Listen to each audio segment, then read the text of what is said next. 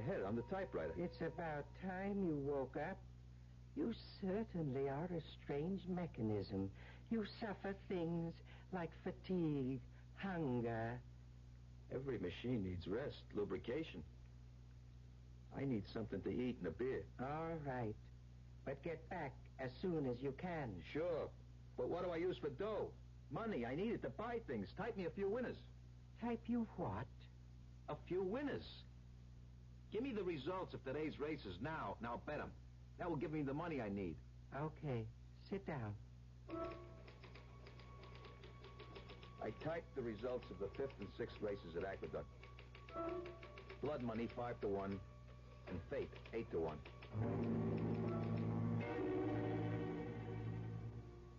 You win again, Harry. Fate 17-2. Not bad. Who tipped you? I can't divulge my source, but just remember, this is only the beginning. Sure, Harry, sure. I dig, kid. I'll be back tomorrow for more action. Anytime, kid. You're hot. And you know what they say? When you're hot, you're hot. Go for broke. Not this time. I got it all psyched out. A new system they can't miss. Yeah, and I'm going to be Miss America this year. Wait and see, wise guy. Wait and see.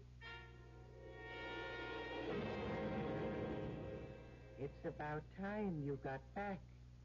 What am I supposed to do? Punch a time clock? Count your blessings. I came back at all. Oh, I wasn't worried about that for a moment. Now, shall we do a little work? Why not? You give a little, I give a little. Start typing, Harry. I typed through the night. By the time the sun started to come through, I had piled up a ton of paper. It's a lucky thing the pages were numbered. Otherwise, I'd never know how to put it all together. We're not through yet, Harry. We are for now. I need a little shut-eye, and then I'll be set again. Oh, very well. But don't take too long. Don't worry. I'll set the alarm to make sure. I'm happy you decided to cooperate. What is this stuff I'm typing? Sounds screwy. Disintegrator and assembly unit. Interspatial disturber unit. Sounds like some kind of invention. You could describe it that way. Who cares? Oh, before I forget, type me out the winners for tomorrow. I mean today. I'm going to show him what Harry Dawn is made out of. I shouldn't think you'd want to do that.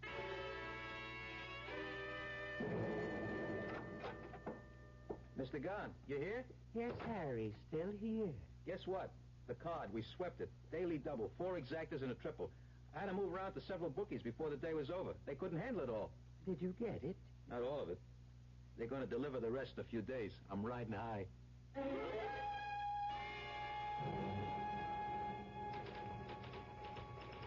Next day, I was even feeling kindly to Mr. Gahn. I got to the table early and typed away all day. I figured I could skip the races for a few days until Pete paid me off. I was ready to fall apart when Mr. Gahn threw in the sponge. That's it, Harry. Don't tell me you're tired. Certainly not. I don't even know what the concept means. It's just that this phase of the operation is over. Great. Now I can ball it up. Is there anything else I can do for you before I hit the town? As a matter of fact, there is. Just type up a few labels. Sure. It's the least I can do. Then assemble the copies of the manuscript and mail them out. Consider it done. Now, let me have the label copy. USSR, People's Republic of China, France, UAR. What the hell is this all about? Agents in all those countries? Yes, Harry. Agents of destruction. What are you talking about? I told you you'd be the first one to know. Know what? Do you remember all the reference material you typed? How can I forget? That was for evaluation purposes. I don't get it. We were evaluating whether your species should continue or whether you represented a menace to the galaxy. And how do we make out? Badly. The decision was to eliminate you. You can't do that. We're not going to do that. You are going to do that yourselves. You see, the manuscript you typed is a scientific textbook for weapons beyond your small scientific store of knowledge. Each one has the capacity to destroy every living thing on this planet. By distributing it to nations on every continent, we will hasten your demise. But suppose they decide that the weapons are too heavy to use. You might be leading us to permanent peace. That's possible, but hardly likely. Either way, we win. If you can make peace among yourselves, then we will win anyhow. It's all a pipe dream. I just won't mail them. I am prepared for that reaction, too. I'll just have to write you off, Harry. I've got more than one string to my bow, thanks to you. Wait and see what happens. Who's there? It's me, Harry. I got the money you won. Come in, Pete. It's about time. I've been waiting for the dough. Give it to me. Here it is, kid. 3 big ones. So long, Harry. I hated to do that, but it was you or me, and I like me better. You haven't won yet, Mr. Gunn. Who are you talking to? Get out now, Pete. While you can. Please pay attention. What's going on? Who is that? I'm getting out of here. There is $1,000 underneath the envelopes on the end table. Mail the envelopes and the money is yours. What? There will be another $1,000 waiting for you when you return with the postal receipts. A grand? Just for lugging these to the post office? Sounds screwy, but hey, the dough is real enough. Did this ain't no gag? What am I doing? Talking to the air? Well, if there's anybody here, just get the other 1,000 ready. Yeah, I'll be back. What have I got to lose?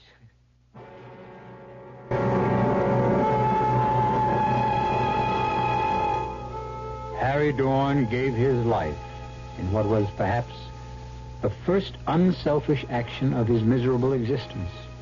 And it seems for naught. But then again, perhaps not. Just as Mr. Gann underestimated Harry's greed, he may also have miscalculated the corruption of the world's leaders. They may set Mr. Gann's sinister plans back indefinitely. At least we hope so. I'll be back shortly. Do you think a computer programmer needs the use of his legs? New York University doesn't. They hired a man who's almost totally paralyzed. Yet they'll be the first to admit Tom Clancy's one of the best computer programmers they ever had. Of course, Tom Clancy's just one person, but there are millions of men and women in this country very much like him. People who have accepted their disabilities and come through rehabilitation with skills, determination, and a sense of responsibility. Yes, Tom Clancy's got a very good job. But what about all the others? The Director of Vocational Rehabilitation in your state has a file of highly qualified people in every field, ready, willing, and able to work. If you're not in a position to hire them, talk to someone who is.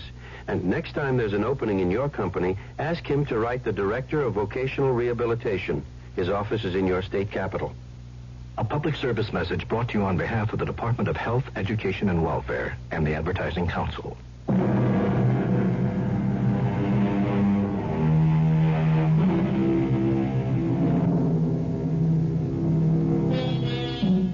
And so we close our tale of terror.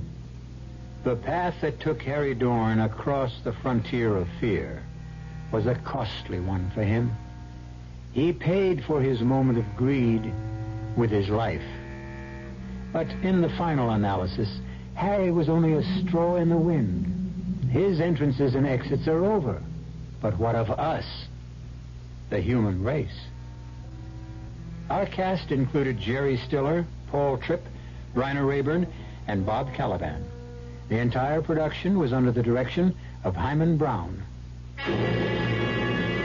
Now, a preview of our next tale. It's a matter of life and death. Life and death? Whose? Yours, I'm afraid.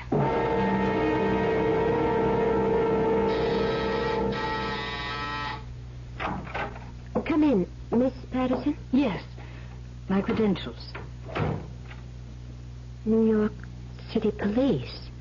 Mrs. Stoddard, what I'm about to tell you is going to shock you. But please keep in mind that, at the moment at least, you're in no danger. Danger? At the moment? What are you talking about? Let me explain.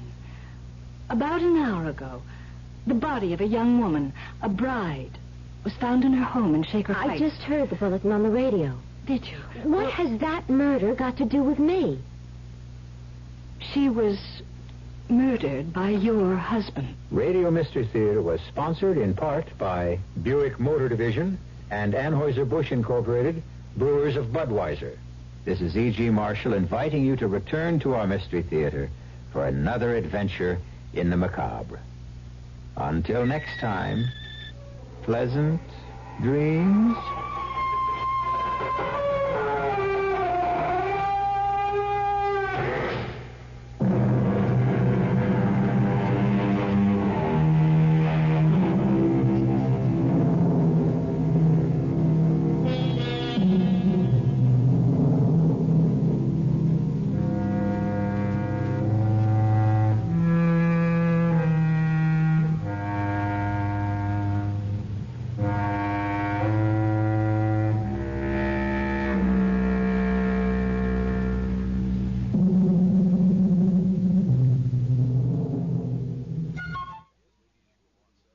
Good evening. Test drive the Mazda and discover the astonishing difference in Mazda's rotary engine world. Experience the future today at Jerry Freeman Mazda in Dallas. The CBS Radio Mystery Theater presents...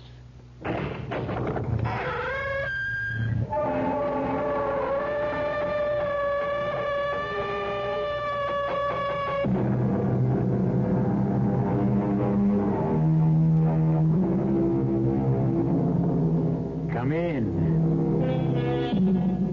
Welcome. I'm E.G. Marshall. Welcome to a world of terror.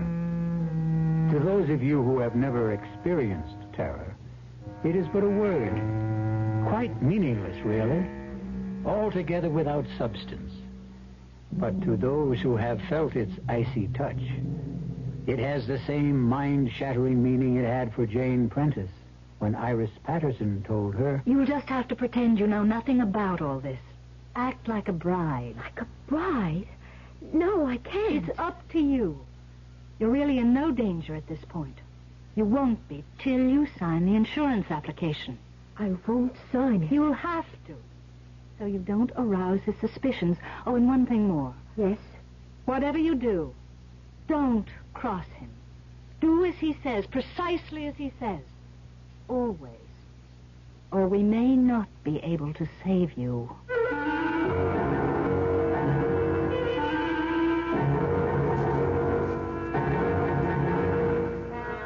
Our mystery drama, Journey into Terror, was written especially for the Mystery Theater by George Lothar and stars Roy Thinnis and Lynn Loring. It is sponsored in part by Buick Motor Division and Anheuser-Busch Incorporated, Brewers of Budweiser. I'll be back shortly with Act One. Say, do you know what happens this time of year? The swallows come back to Capistrano. Nope. The buzzards come back to Hinkley Ridge, Ohio. No. Bulldogs all over the world begin to shed. Not even close. Oh. This, my friend, is the time of year when you can get a super little deal on the practical but elegant Buick Apollo. And just between you and me, it may very well be the best chance you'll ever have to buy a Buick. I could have sworn this was Buzzard Day in Hinkley. This can make your blood pressure go up. And Madame wish? Oh, I'd like pâté to start, I think. Oui, Madame. And vichyssoise. Darling. Chateaubriand, yes, and petit pois. Darling. Yes, dear. I forgot my wallet. What, again? Oh, monsieur. Yes, your blood pressure can go up, but usually it will come back down again. If it doesn't, you may have hypertension. But hypertension can be controlled. Your Heart Association advises you to see your doctor regularly. Gotcha. Now that you got rid of the mosquito, Darn mosquito really bit me. here's how to get rid of the stinging pain and itch. How? With Campho-Phenique. That awful itch is caused by fluid mosquitoes inject under your skin. The penetrating action of Campho-Phenique gets to the cause to stop the itch. Protects against infection from scratching, too. That Campho-Phenique really works. Campho-Phenique relieves the sting and stops the itch instantly. Campho-Phenique.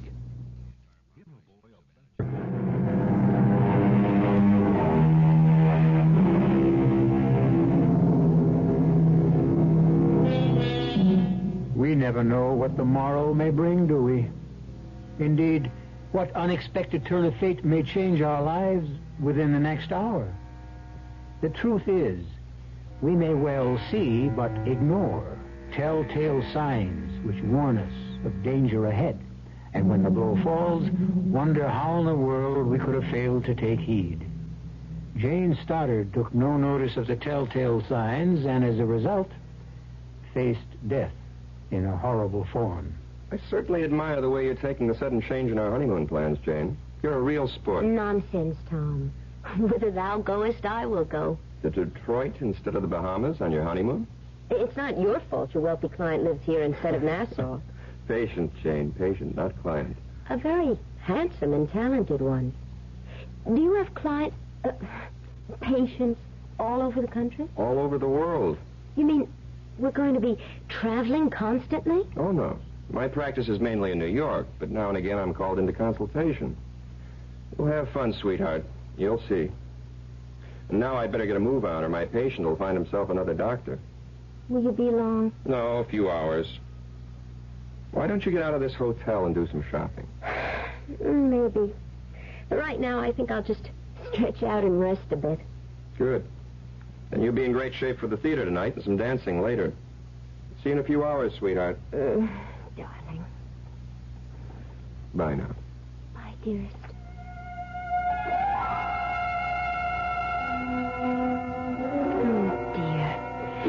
To think I could be sunning myself on Paradise Beach right this minute. Nice hard bed. Oh, it feels good to stretch out. Turn on the radio. Get some music.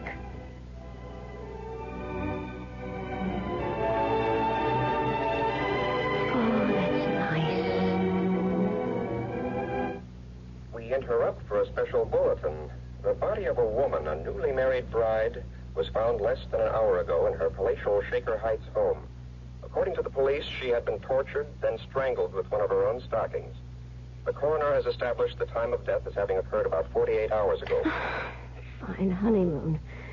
I'm in a hotel room listening to the latest murder report. Yes? Mrs. Stoddard. Mrs. Thomas Stoddard? Yes? I'm calling from the lobby, Mrs. Stoddard. You don't know me, but my name is Iris Patterson. I know you're alone at the moment. I saw your husband leave the hotel just a few minutes ago. What is it you want? I want to come up and talk with you. About what? It's an urgent matter, Mrs. Stoddard. In fact, and please don't be upset now. It's a matter of life and death. Life and death? Whose? Yours, I'm afraid.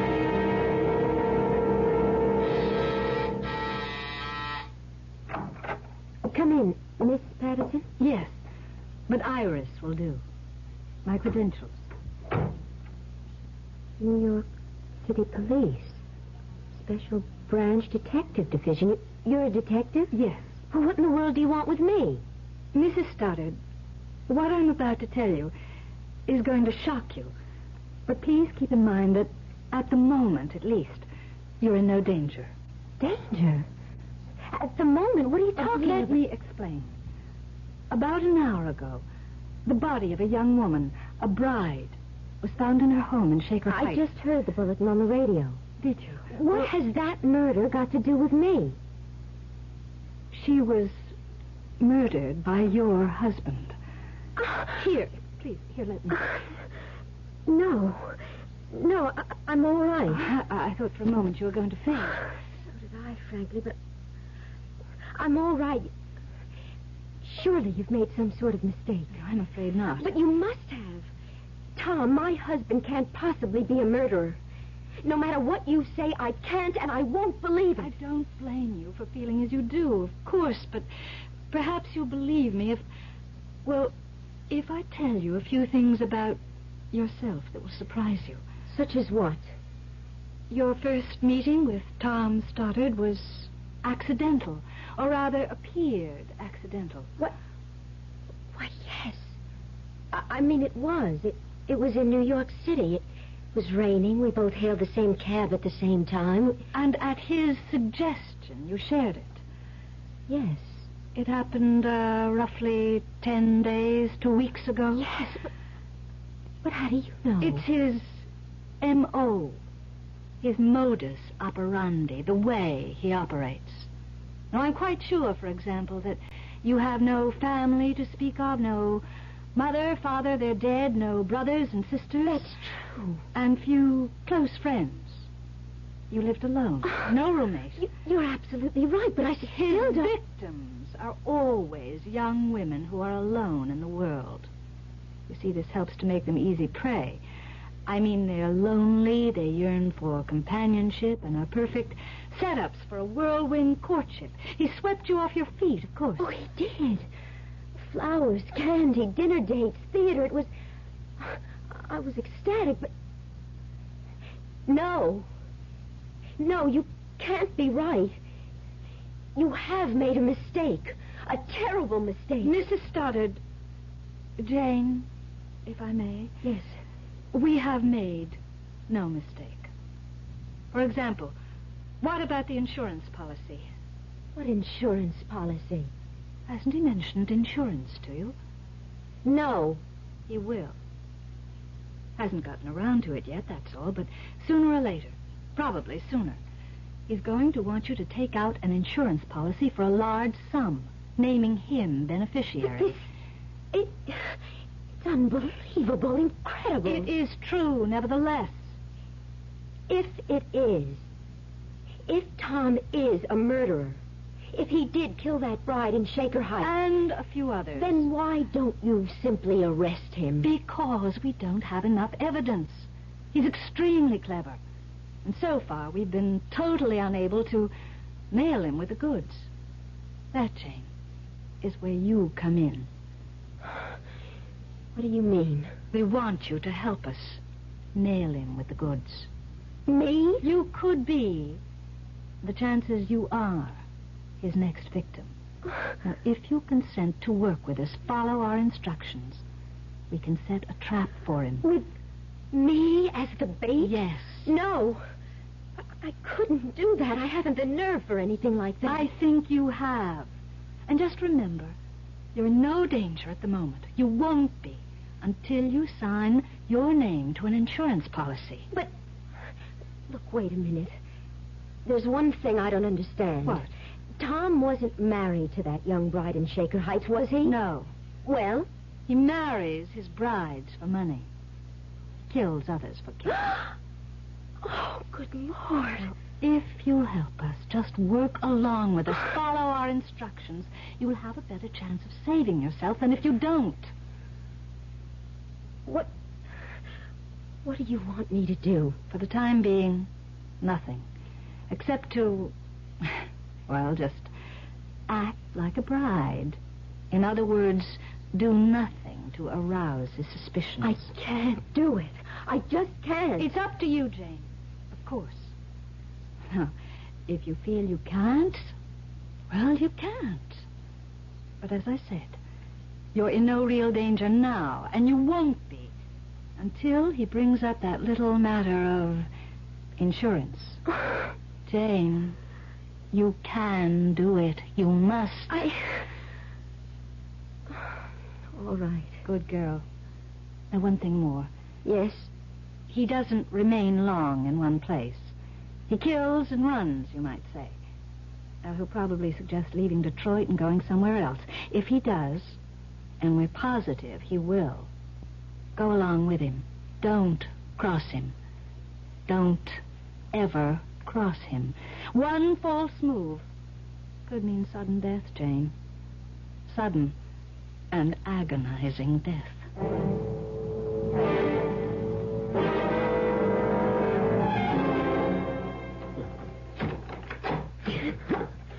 I thought the third act was a riot, didn't you, Jane? Yes.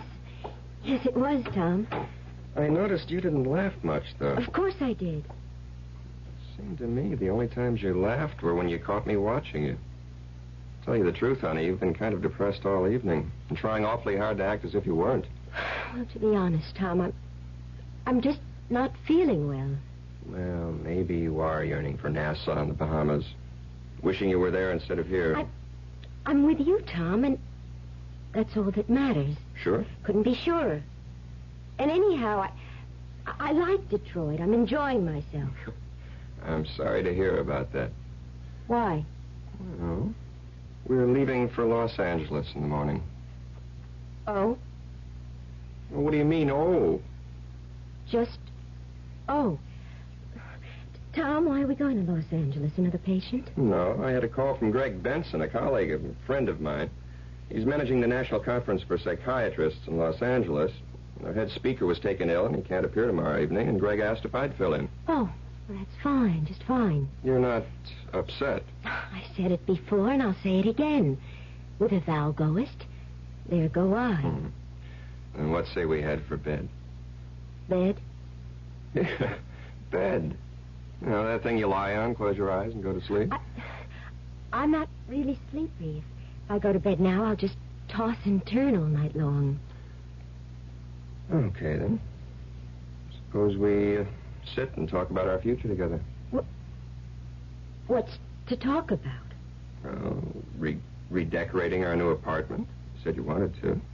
How much money you'll need for the household expenses. Oh, and insurance. Insurance? Naturally, I'm going to make you beneficiary of all my life policies. In fact, that's already in the works. Ed Kearns, my agent, is handling it. And he suggested, and I agree, that we ought to take her, a policy in your name, making me beneficiary. $100,000, say. Seems a lot of money. Well, I suppose it is. But let's say you're worth it. I mean, what is it? What? You went white as a ghost. Say, you are off your feed. Come on over here. Let me put my arms around you and hold you. There, that's better, isn't it? Yes. Happy? Yes. You'd better be. Because you're in real trouble if you're not. Trouble? Sure. Happy or not, you're stuck with me. Till death do us part.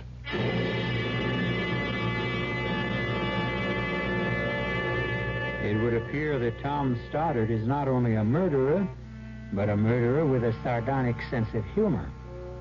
The full import of those words from the marriage ceremony, the import of Tom's use of them, is by no means lost on Jane. And for the first time in her young life, terror becomes more than a word. It becomes an actuality. I'll be back shortly with Act Two.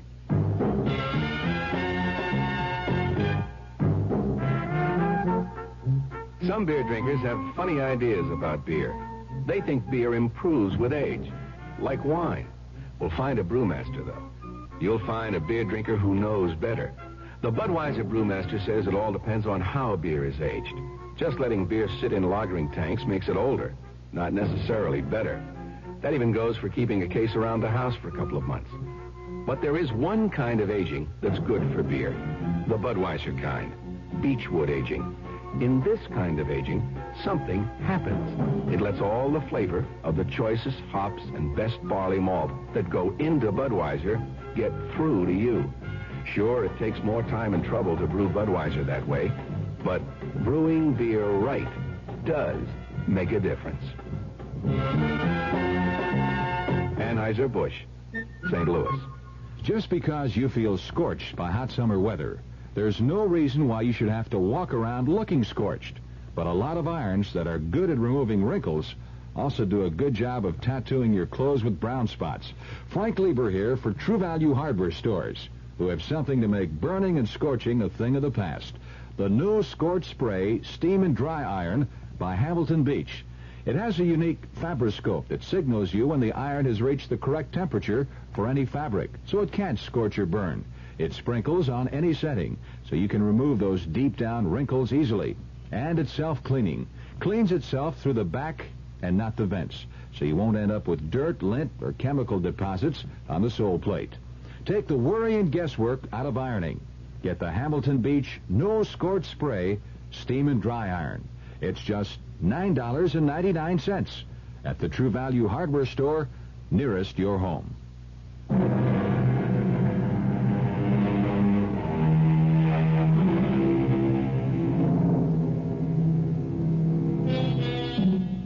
Young and pretty Jane Stoddard has taken the first steps on a journey of terror as she realizes she has married a murderer, a man who tortures and strangles brides for money and for thrills.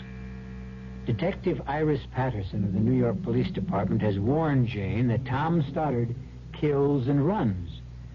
And now, as Jane finds herself with him in a Los Angeles hotel suite... So, once again, my darling, I'm off. Fine honeymoon I'm giving you. Where's the conference being held, Tom? Belmonte Hotel. Why? I just wondered. You didn't say, and if I wanted to get hold of you for any reason. Don't. Don't? Don't even want to get a hold of me. I'm going to be up to my ears in work. Oh. Well, all right. I'll see you later.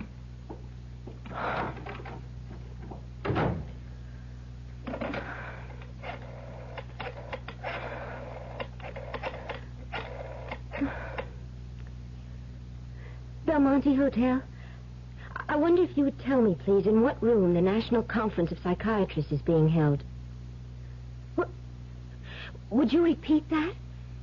There is no Conference of Psychiatrists being held at the Belmonte? Yes.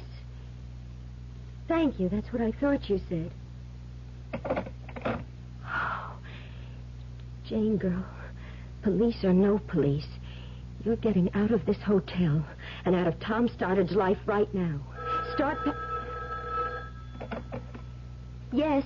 Jane. Iris. Detective Iris Patterson? Yes? Jane, I'd like you to get a taxi and meet me at the Santa Monica Pier. Santa Monica Pier? We think Stoddard may be getting suspicious. I've got to talk to you, and I'd like to do it where there's no chance of his discovering us. So if you could meet me... Iris, I'm sorry, but I'm not meeting you at Santa Monica Pier or anywhere else. That means you've changed your mind. I was packing when you phoned. I'm getting out of here. And going where? Back to New York. Don't do that, Jane. Why not? Because he'll follow you. Wherever you go, from here on, he's going to follow you because... Listen, Jane, there's a lot you don't understand, and I ought to explain. You can't run away from Stoddard. If you try, you'll be sealing your own death warrant. Jane, please, for your own safety, meet me at Santa Monica Pier. If you still want out after that, okay. All right. I'll meet you. When? Half an hour. I'll be watching for you.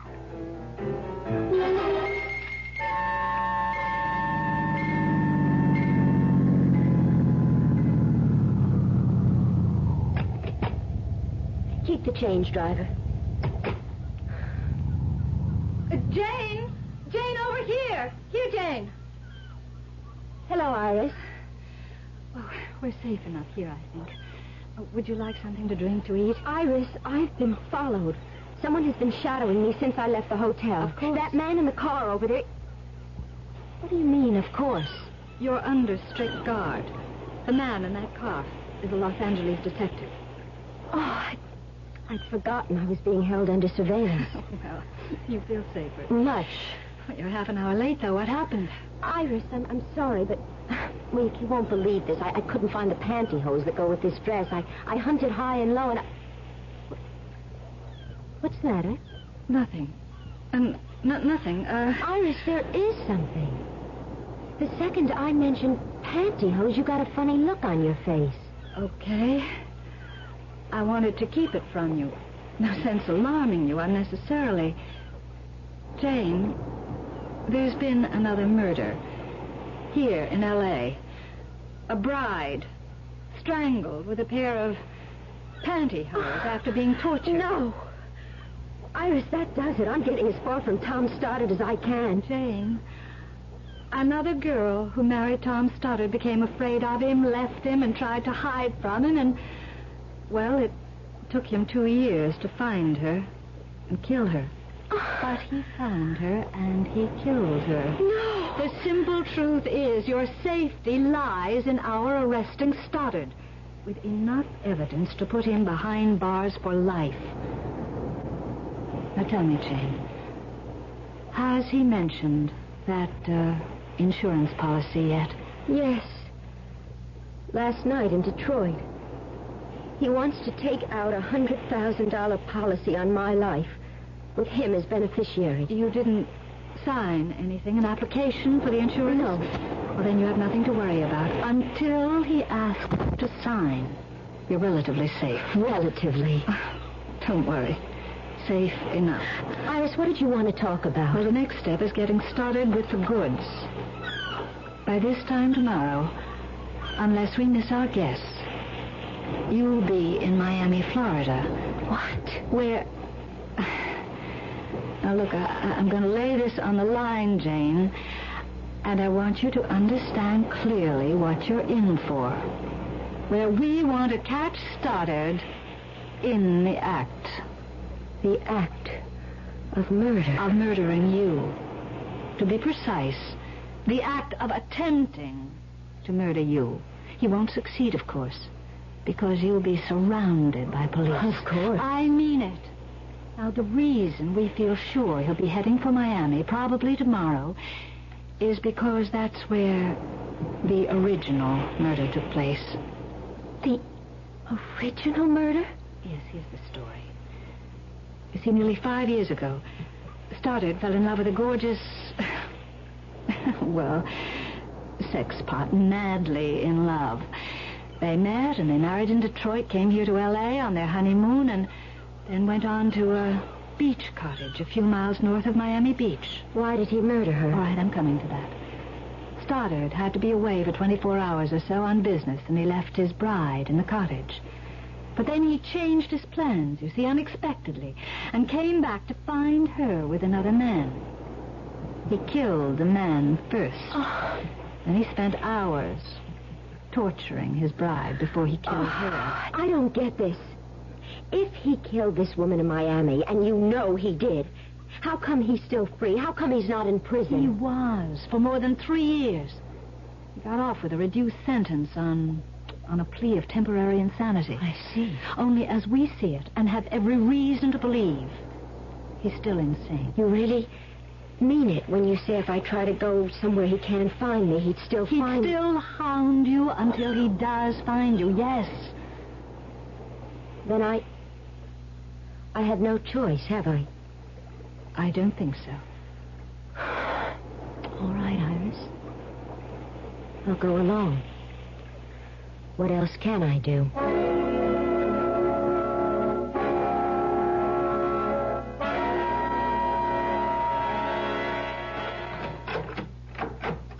Honey, I'm back. Coming. I was just fixing my hair.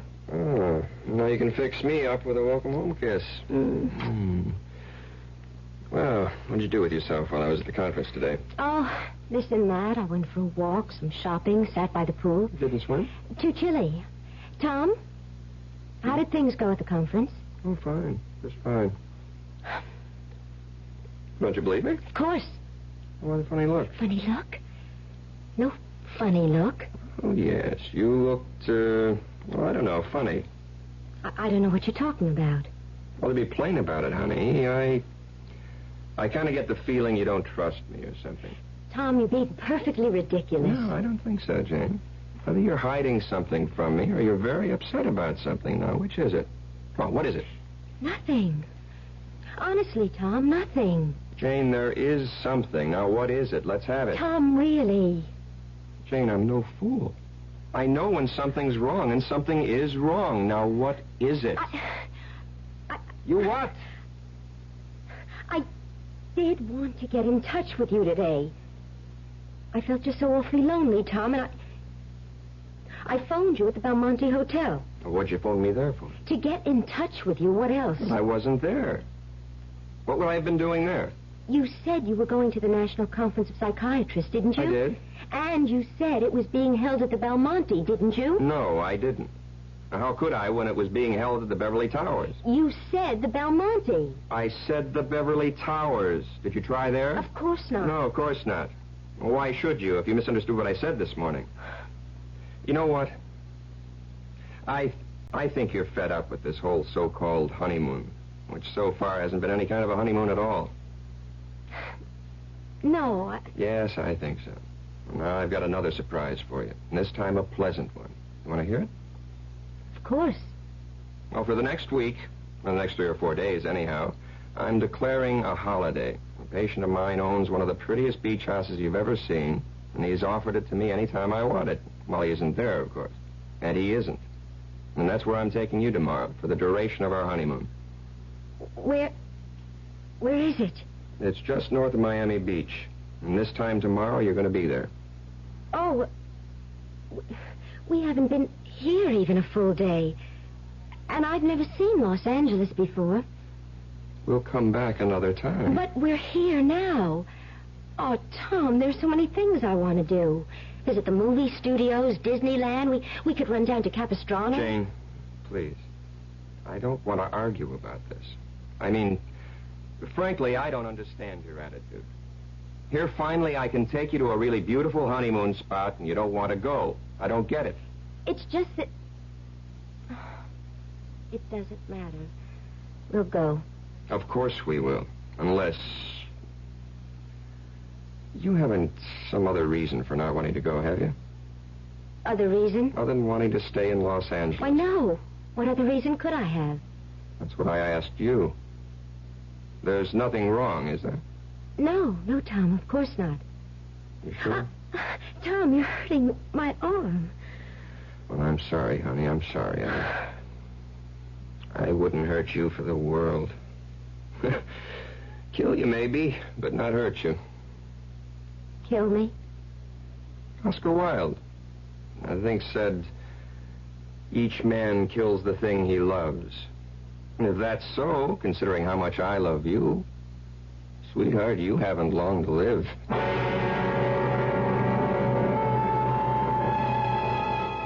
So Jane Stoddard moves along, step by step, on her journey into terror.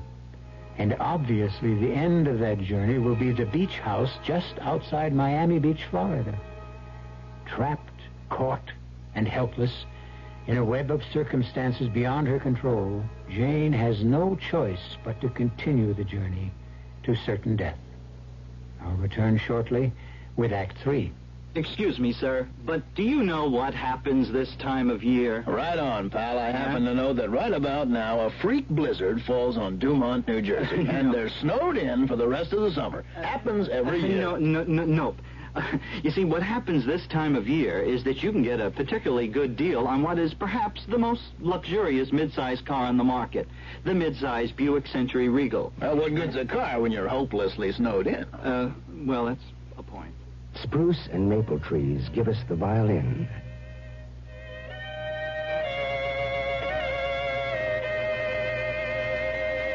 And if we don't stop burning them down, we'll have a little less music. Sometimes a gentle rain in one place adds up to a raging torrent in another. A torrent that can uproot lives as well as trees. Essence of beauty, breath of immortality, man's cherished treasures. Magnificent Oriental treasures await your viewing at the Haiku Gallery, number 175 in the Quadrangle.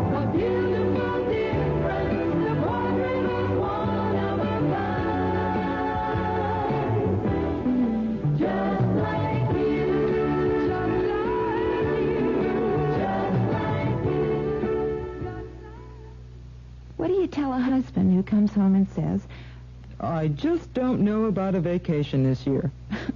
Well, you tell him about Ramada Inn's family plan, where your kids 18 and under share your room free. And you tell him about the toll-free Ramada Inn's reservation number, 800-228-2828. At least that's what I tell him. At Ramada Inns, you're always welcome home.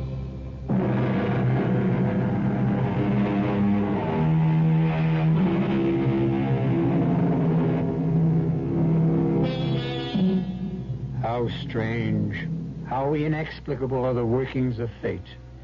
How curious, too, that the fearful things that happen to others we never consider may happen to us. Could we, any of us, ever find ourselves married to a murderer, as Jane finds herself married to Tom Stoddard? Seems hardly likely. Might we one day realize we are headed for sudden death and powerless to prevent the inevitable? Scarcely possible. Well, Jane once thought so too, if she thought about it at all. But now, with a murderous husband at her side, she flies toward Miami Beach, Florida, and death. Jane? Sweetheart, what is it? What, Tom?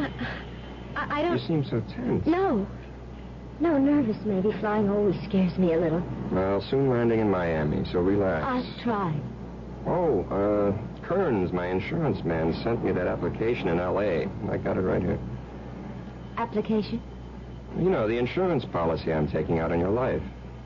Now, here's a pen. You can sign it now. Now, shoot it back to Kearns from Miami Beach. Well, sign it, honey.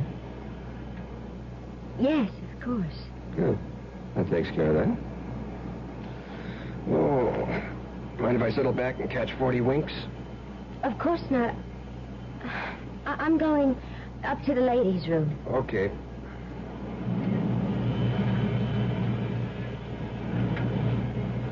Iris. Dave, you mustn't see you talking to me. He's taking a nap. I saw you come on board. Iris, I just signed for that insurance policy. $100,000 and naming him as beneficiary. Did you have to? No choice. That's too bad. I hoped he'd hold off on that till I got things squared away with the Miami police. I signed my own death warrant, you say? No. It's not as bad as that. Now, the second we land, you'll be under close surveillance, and so will he. Follow instructions, and you won't have a thing to worry about. I wish I could be as sure of that as you seem to be. You can be. Just trust me. Now, go back to your seat before he wakes up. The last thing we want is for him to see us together. Jane? I can hardly bear to sit next to him. Hang on to your nerve, Jane. We're close to the end now. I just hope it's not the end for me.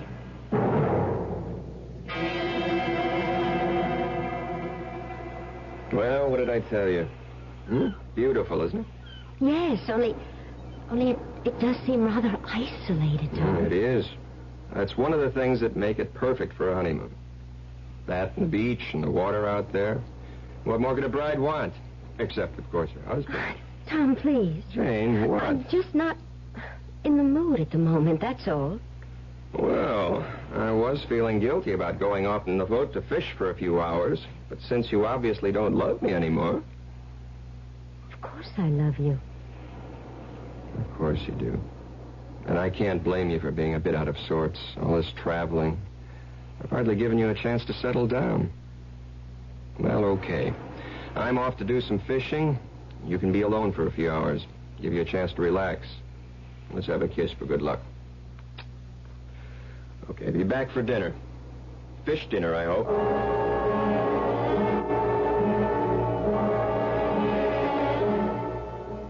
Jane! Oh, Iris. Thank heaven you're here. Tom's gone fishing. Yes, we know. We watched him leaving the boat half an hour ago. We? Myself and 2 detectives assigned to the case. Now, look, Jane, I've got something to tell you you're not going to like. Just try to keep calm, will you? Yes. All right, here it is. We're quite sure, Detectives Allen and Barney and I, that Stoddard will attempt to kill you tonight. Why tonight? It's the anniversary of the night he murdered his first wife and her lover in this cottage. No. Don't look so frightened, Jane. In a way, you ought to feel relieved. After tonight, it'll all be over. For me, maybe. Not a chance. I said we're sure he'll attempt to murder you, but we're also sure he'll fail. How can you be so sure? Oh, well, we just are. You're evading me, Iris. What makes you sure? I didn't want to make things harder for you, Jane, but, well, there's the torture. Torture? Yes. Are you telling me you're going to let him torture me before you move in? I'm not telling you anything of the sort. What I'm saying is that we've got to let him make the first move. We've got to have the evidence to convict him. And that brings me to the next step. Yes? Now, we're going to have to bug this cottage. Set up a tape recorder with concealed microphones in each room. Why? Because once he has you, that is, once he thinks he has you where he wants you... No, I can't go through with this. Jane, you can. Now, please trust me. As I say, once he thinks he's got you where he wants you, he'll do a lot of talking. He'll get pleasure out of telling you who he really is and how he tricked you into marrying him and what he intends to do before he murders you. Now, Detectives Allen and Barney and myself will be here in the house recording every word. And, Jane, dear, I give you my solemn word. Once we have the evidence, we'll move in on him so fast he won't have a chance to lay a finger on you. I hope you're right. Now, one more thing before I go. Here's a sleeping powder. You always have cocktails before dinner. Now, slip this powder into his cocktail tonight. Put him to sleep? What on earth for? So we can bug the place. He'll only sleep for an hour or so. It's a light dose. But he's out fishing. Can't you do what you have to do now? No, it's too risky. Everything has to be concealed carefully. And we can't chance him coming back unexpectedly.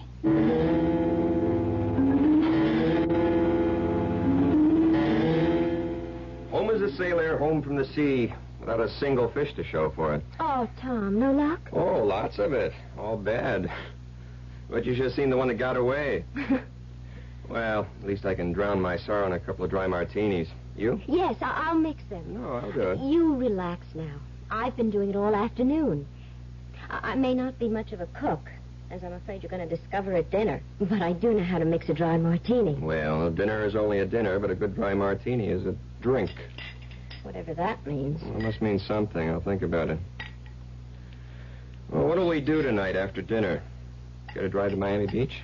Why don't we just stay here? Well, that's okay with you. Perfectly. It's going to be a full moon. We can sit on the beach and watch it come up over the horizon. A perfect moon for a perfect honeymoon. Here. Thank you. Looks good. Tastes good, too. You make a fine dry martini. Thank you, sir. Let's have these out on the porch so we can watch the sunset. Huh? Good idea.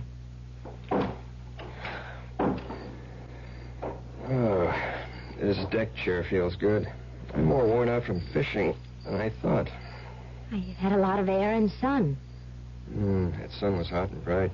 Even with sunglasses, the glare was hard in my eyes. Yeah. You didn't put anything in this martini, did you? No. I feel sleepy. So suddenly. As you said, the glare of the sun on the water. Worse than I thought. Oh, boy. I just can't keep my eyes open. Can't stay awake. Oh, I'm sorry. Don't mind me. Close your eyes. Rest them. Yes. I never felt so asleep. What was that? Nothing. The glass slipped from your fingers. Don't worry about it. I'll clean it up. You sleep. Tom? Tom? Good. Iris! Iris! Here! He's asleep. Fine, Jane. That's just fine. You handled everything exactly as I wanted you to. All right, now what? Let's go in, so I can decide where to place the mics and the tape recorder. You didn't bring them with you. What? The microphones and all that. No. Those detectives will bring it. No. Well, if you haven't got it and they're not bringing it... Glass doors, why are you locking them? They have to be. Whatever for? Because that's the way it was. These glass doors were locked when I came back that night. What? Came back unexpectedly and found Jim with her. Iris, what are you saying? I told you. That day on Santa Monica Pier, I was supposed to be away for a day or so, but then changed my mind and came back that night and found them together. In bed together. I killed him, but I tortured her. Iris! Put her through the hell I would go through later, thanks to her. You? Yes. And now you. You'll go through the tortures of the damned. Like the bride in Detroit, in Los Angeles, and finally here. You tricked me from the first. Tricked you? Why, you little naive fool. It was no trick at all. My only problem was that husband of yours asleep out there. Trying, always trying to be one jump ahead of me. And sooner or later he'd have succeeded. Tom was after you? Has been. Since I escaped from the asylum. No. You don't know who your husband is? Well, of course you wouldn't. You hardly know him at all. He's not just a psychiatrist, my dear. He's a psychiatrist with the New York Police Department. Oh, poor fellow. I escaped on the very day he married you. The police needed him. They needed him badly to figure out where I'd go, what I'd do, and he did figure it out. Only he was always just one step behind me, not one step ahead. This makes no sense. The day I met you on the Santa Monica Pier, I was followed. I was. The man in the car following me, you said he was a detective working with you. With your husband, silly. No. Not me. Yes, you were being guarded, tailed every way you went. But not by me, by your husband. Why didn't they catch you? You and I sat there on the pier. That man in the car couldn't do a thing without endangering your life because I had this. And could have plunged it into you the minute he made a move. A knife. Long enough to reach your heart. Sharp enough to do to you what I did to her. No. Before I strangled her. Slowly strangled her. No. Oh, please. Stand still. Oh, don't back away. Yeah, that's all right. Move back. Just keep moving back into that corner where I can get at you with this knife. Where I can start working on you. A little cut here, a nick there, a stab in just the right place, making it last. The torture, making it last as long as... Don't move! Iris, don't move! Just don't move. Now drop the knife. Oh, Tom, I put a sleeping powder in your drink. A drink I threw away when I said I'd join you on the porch. Yes, Iris, I have been one step behind you. But this time, thank God, I've been one step ahead of you.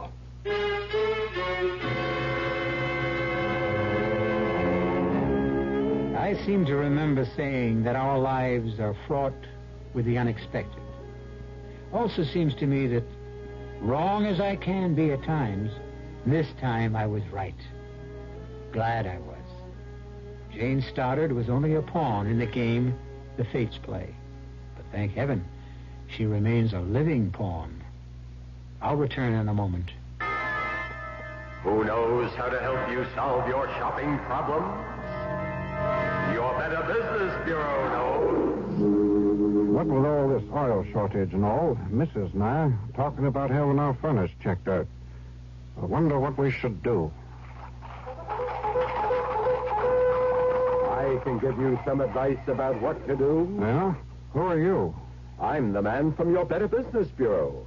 Now, it may be true that your furnace is in need of repair or even replacement. But don't be rushed into such a decision. Shop around. get 2 or 3 estimates. Don't sign any contract until you have read and understood it thoroughly. And if the installation requires alterations to your home, be sure a permit has been obtained if required. And don't sign a completion certificate until that work has been satisfactorily completed. Just another tip from your Better Business Bureau. Once upon a time, there came to pass a new law, and great changes came over the people. They were happy and busied themselves at work they enjoyed. They were kind to the earth, and it gave back to them. No one had to lock doors or put fences around their land. Everyone had enough to eat. The sick and the aged were cared for. The people stood proud and tall. In the land of make-believe, there were no poor. The Campaign for Human Development is working to make the same thing happen in our real world. Campaign for Human Development, United States Catholic Conference.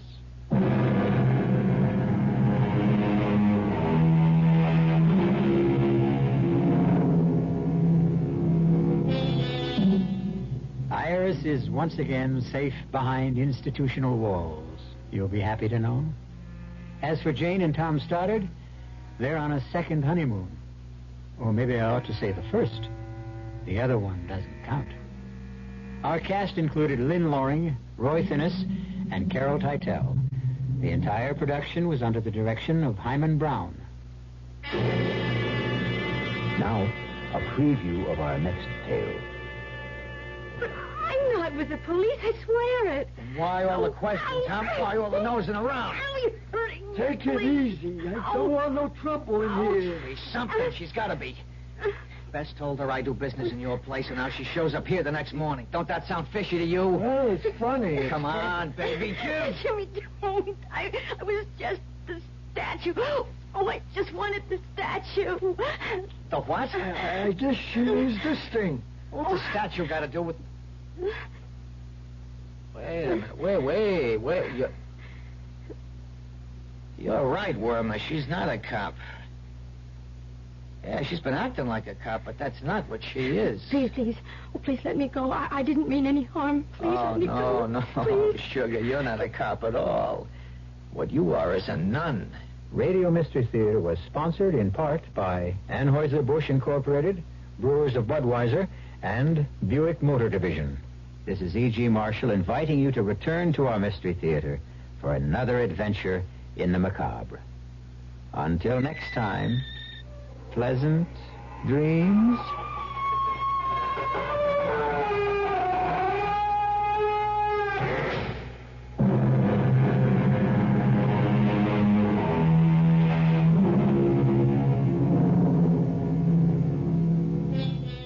We have a telephone call to a lady in Vermont. Hello? Hello, Mrs. Faga? Yes, it is. My name's Jim Ladd, and I'm calling up people who own Honda Civics. Oh, yes, I was on the beach. It came running. I didn't know they had beaches in Vermont. Oh, I have a beautiful right on Lake Champlain.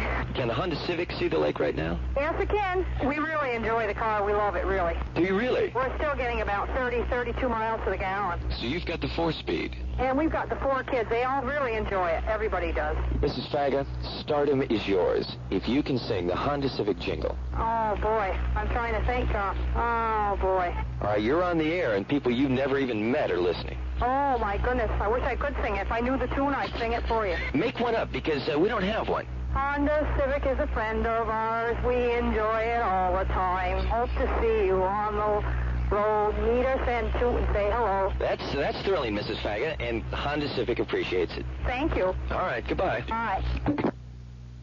You're listening to KRLD Dallas.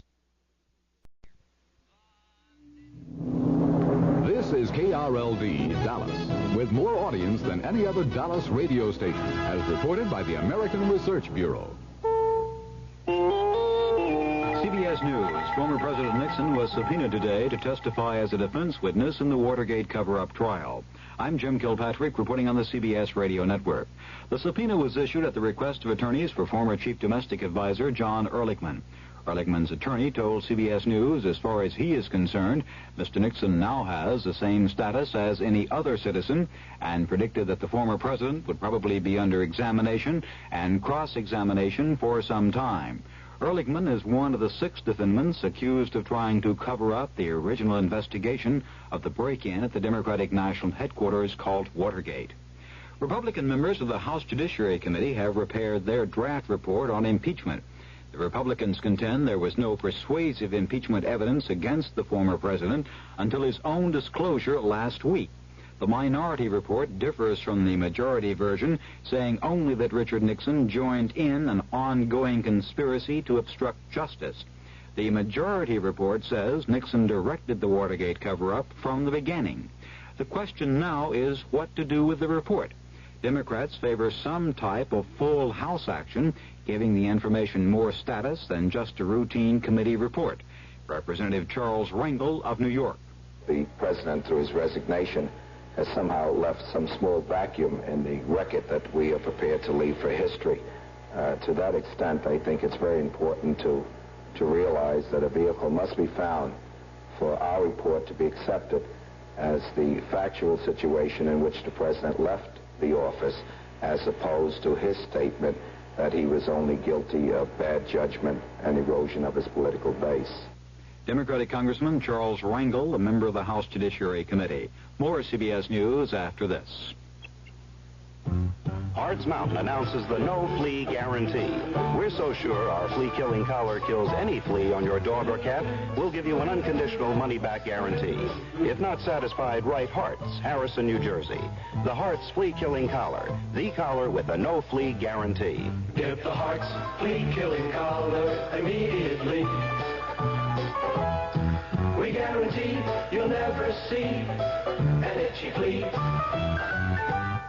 Hey, Janet, this laundry hamper's turning ripe. Where's the Lysol spray? Mom, my bed sheets are all hot and sticky. Where's the Lysol spray? Where's the Lysol spray disinfectant? Someone's always using it. Whenever the laundry hamper gets emptied, it gets sprayed to kill germs that can turn into an odor problem in hot weather. And hot, sticky sheets? We spray them to keep them fresh between changes. And to kill mold and mildew on things in the bathroom. Bob, where is the Lysol spray? People need what Lysol spray does. Richard Nixon's presidential tape recordings and documents will remain at the White House pending further talks with the Watergate special prosecutor.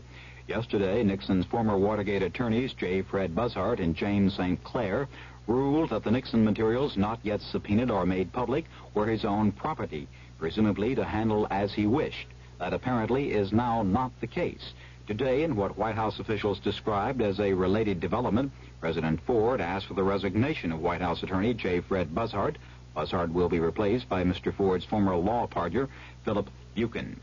The American Civil Liberties Union has challenged as discriminatory the Social Security regulations that deny most widowers the right to collect their wives' benefits. Surviving wives can collect when their husbands die, but that is not the situation in reverse cases. The ACLU says this is discrimination against men and has filed suit to have the regulations changed. Acting with unusual speed, both the Senate and the House moved closer today toward creating the Cost of Living Task Force, which President Ford requested. Committees in both houses have approved a bill creating the agency, although the name differs in each house. Many congressmen approved the measure with some skepticism, saying it would really do nothing to combat inflation. More after this. Before you invest in a color TV, listen to what these experts say about solid state versus tube type sets. Terry Evans, TV Chief Engineer, San Diego. Color quality on a 100% solid state set will remain stable for much longer than it would on a tube set. John Silva, KTLA TV. I would buy a solid-state television set over a tube set anytime. In a nationwide survey, 95% of the TV chief engineers polled said they'd prefer to buy solid-state for their next color TV. And it's no accident that more than twice as many of these experts own RCA as any other color TV. Lynn Rogers, WXIA TV. If I was going to recommend a TV to a friend, I would recommend the RCA XL100. For color, for reliability, consider the new RCAs. Every one is an RCA XL100. 100% solid state. Don't settle for less. The Senate has approved without dissent a $20 billion energy research and development program. The 10-year plan is supposed to make the United States self-sufficient in energy for all of its energy needs. The American Petroleum Institute says even before the end of summer, the United States has accumulated an inventory of winter oil products hundreds of millions of gallons more than last year. And despite the vacation driving season, stocks of gasoline are up by more than 800 million gallons. I'm Jim Kilpatrick, CBS News.